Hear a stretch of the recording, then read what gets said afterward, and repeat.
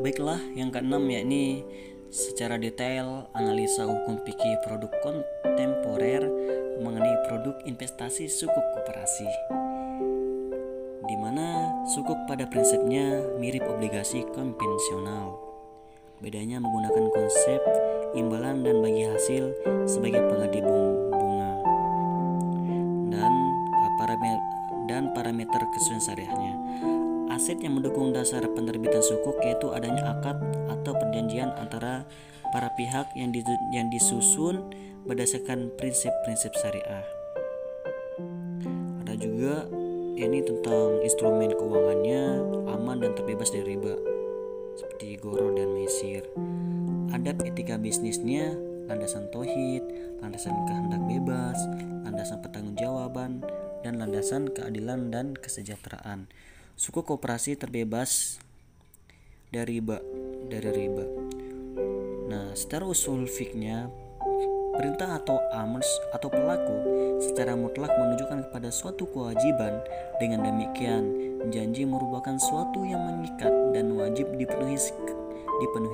Sekarang ini sukuk dianggap sebagai instrumen keuangan Islam yang menjadi alternatif dari obligasi yang mengandung unsur riba, di mana dengan kaidah fikihnya yakni pada dasarnya segala sesuatu itu boleh dilakukan kecuali ada dalil yang mengharamkannya.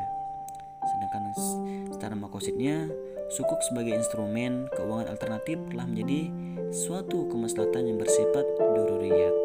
Akad-akad fikihnya ada hijrah, mudharabah, istisna, musyarakah, dan lain sebagainya. Konsep fikih muamalahnya, fikih muamalah yang terkait dengan pembelian kembali atas sukuk retail yang dimiliki oleh nasabah. Dalam fikih muamalah disebut bai al-wafa, yaitu jual beli yang dilangsungkan dengan syarat bahwa barang yang dijual tersebut dapat dibeli kembali oleh penjual apabila tengah waktu yang disepakati telah tiba. Nah, sedangkan menurut fatwa DSN MUI-nya, sebagaimana dengan peraturan Undang-Undang Nomor 19 Tahun 2008 tentang Surat Berharga Syariah Negara, undang-undang ini merupakan peraturan yang mengatur tentang sukuk negara, mengingat sukuk sebagaimana obligasi juga dapat diterbitkan oleh pemerintah. Fatwa Standar Syariah AA-CIFI-nya, sukuk ijarah sebagaimana yang didefinisikan oleh AA-CIFI merupakan sukuk yang diterbitkan berdasarkan perjanjian atau akad ijarah, di mana satu pihak bertindak sendiri atau melalui wakilnya menjual atau menyewakan hak manfaat atas suatu aset kepada pihak lainnya. Sedangkan menurut UU regulasi terkait, yakni Undang-Undang Nomor 19 Tahun 2008 tentang Surat Berharga Syariah Negara.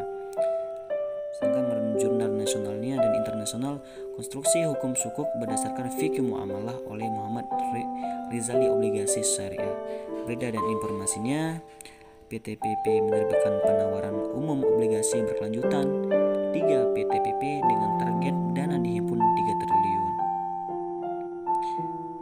Manajemen risiko dan manajemen pemasarannya, risiko terakhir adalah penebusan oleh SPV kepada investor. Ketika jatuh tempo, risiko yang mungkin timbul adalah jika SPV gagal membayar modal dan keuntungan pada investor. Hal ini disebut risiko kredit dan risiko operasionalnya.